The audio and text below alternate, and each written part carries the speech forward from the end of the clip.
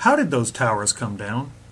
Well, before we were told what to think by the experts, let's listen to what some eyewitnesses said. Actually, devices that were planted in the building. There was another explosion that took... Huge explosion that we all heard. An explosion, And another explosion. All that evidence of explosions was quickly ignored or dismissed. The next morning, the experts had already figured out how those towers fell. In just under an hour, a raging fire from burning aviation gasoline softened or perhaps melted the steel. And we were told that melted steel story for months. The intense fire caused the tower to collapse. It melted the structural steel. What the firemen might not have realized is the gushing jet fuel was melting the steel. Steel melts, and 24,000 gallons of aviation fluid melted the steel. As the steel began to soften and melt, the interior core columns began to give. Indeed, there was plenty of evidence of melted steel, including this, and this, molten spheres of iron, steel like Swiss cheese, and of course this. But over time, this melted steel story changed. Even today, the media report and many scientists believe that the steel melted. This is not true. And NIST said that the molten steel was irrelevant to the investigation of the collapse, since it does not provide conclusive information on the condition of the steel when the towers were standing. John Gross of NIST, who was at the yard observing plenty of evidence, denied its very existence. First of all, let's go back to your basic premise that there was a pool of molten steel. I know of absolutely nobody, no eyewitness who said so. Except these firemen. You'd get down below and you'd see molten steel running down the channel rails. And this eyewitness. The fires got very intense down there and it actually melted beams where it was molten steel that was being dug out. And this architect. It's this fused element of steel, molten steel and concrete and all of these things all fused by the heat into one single element. Molten iron in explosions is easily explained by incendiaries and explosives, but not by fires. So that evidence had to be ignored and denied. If their melted steel story wouldn't work, then how did they explain how those towers came down? Professor Bazant and others published several scientific papers with rigorous equations proving how the upper top block of floors crushed the lower, larger section down to the ground, and then the upper block crushed itself back up. It neglected to explain how the upper block fell through the inner core columns, or why those core columns fell last. In addition, the theory ignores Newton's third law. But other experts disagreed, and instead we were told that it was a pancake collapse, which contradicted the Bazant pile driver theory. Then you had this sequential failure that took place where it all pancaked one after the other. The result is what's called a progressive collapse, as each floor pancakes down onto the one below. But the pancake collapse also couldn't explain how the core columns fell. And despite all the animations, entire floors collapsing are not what we observed. But NIST said, NIST findings do not support the pancake theory of collapse, which is premised on a progressive failure on the floor systems in the WTC towers. NIST also said their study does not actually include the structural behavior of the tower after conditions for collapse initiation were reached. We were unable to provide a full explanation of the total collapse. So here we are many years later with no official theory given for the total collapse of the Twin Towers. Since they can't explain the entire collapse, can they at least tell us how the collapse started? After detailed study, the experts said that the floor truss connection to the columns failed first. Many structural engineers believe that the weak points were the angle clips that held the floor joists between the columns on the perimeter wall and the core structure. At the Massachusetts Institute of Technology, Professor Eduardo Causel has been carrying out research into the disaster. This computer simulation done at MIT shows how heating the trusses would cause them to fail. What the simulation shows is that the most likely the weak point of the floor were the connections to the supports. FEMA and the American Society of Civil Engineers agreed, and PBS concurred. When the steel became weak, the trusses would have collapsed. All the experts agreed the truss connections failed first, except the NIST experts, who later concluded that the truss connections held firm and did not break away from the columns. Then the experts said that the perimeter columns definitely bowed outward. and without the trusses to keep them rigidly in place, the columns would have bent outward. And the FEMA study showed animations of this outward bowing in their study. There was no doubt that the columns bowed outward. That is, until the NIST experts said that the columns definitely bowed in. And then, just before the tower's fall, the experts told us that the columns broke outward. However, the NIST experts concluded that the columns broke inward. While the experts disagreed about how the tower started to fall, they assured us once the structure was weakened, total collapse would be inevitable. The NIST report does not actually involve the structural behavior of the tower after conditions for collapse initiation were reached and collapse became inevitable. But is collapse inevitable? It's not on this structure, and this structure, or this structure. Jonathan Barnett was surprised to find unique steel that had intergranular melting.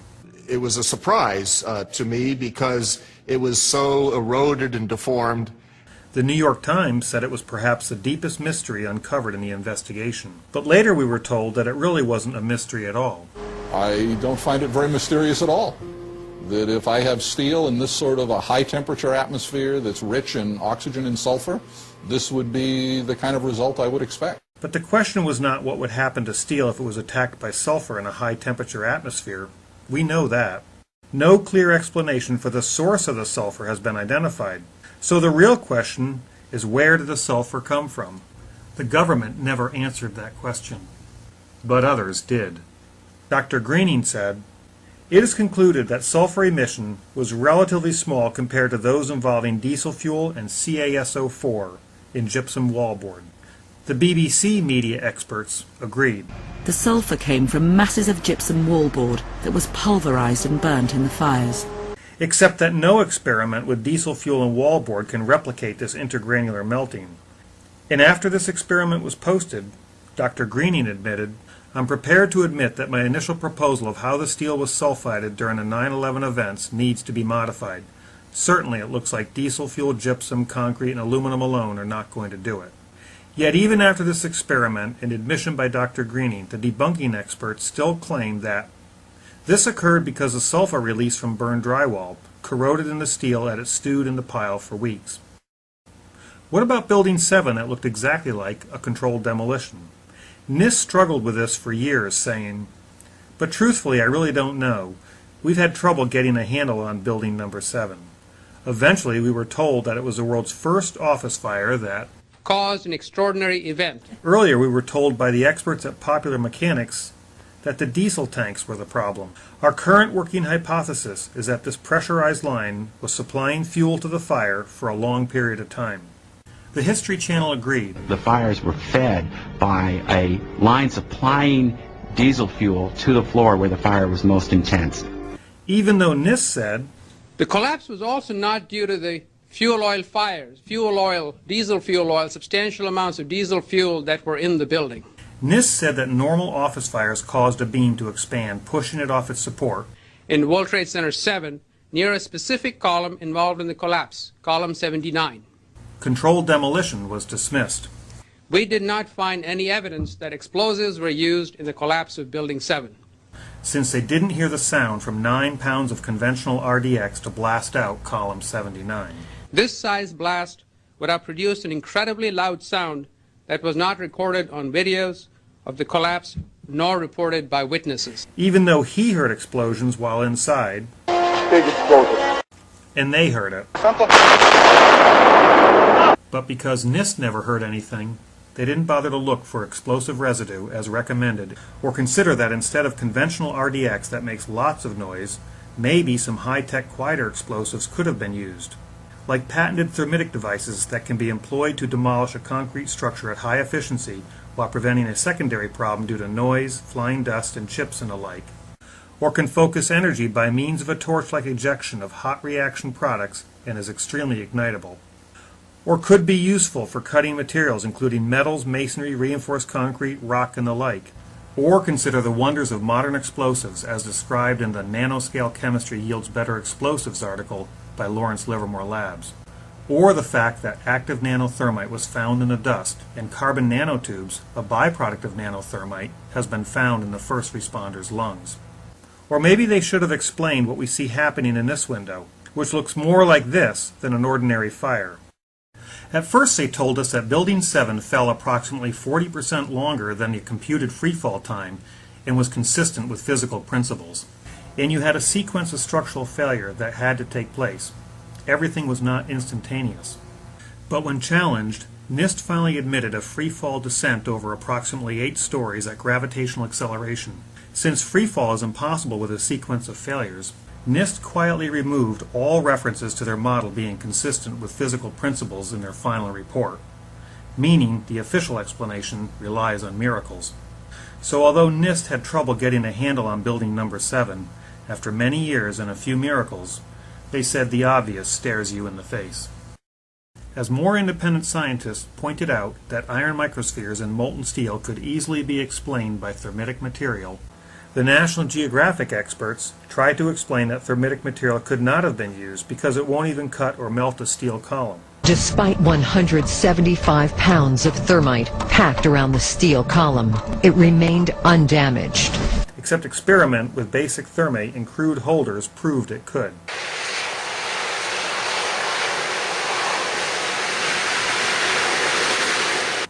Like National Geographic, the BBC got a real expert, once again to prove to its viewers that thermite cannot melt steel beams. So I found them a real buffin, a thermite expert from the University of California. Just be prepared to put a safe distance between you and the reaction. Oh my God! Unfortunately for them, it's clear that 3 kilos of thermite has barely affected the steel beam at all. Unfortunately for the BBC,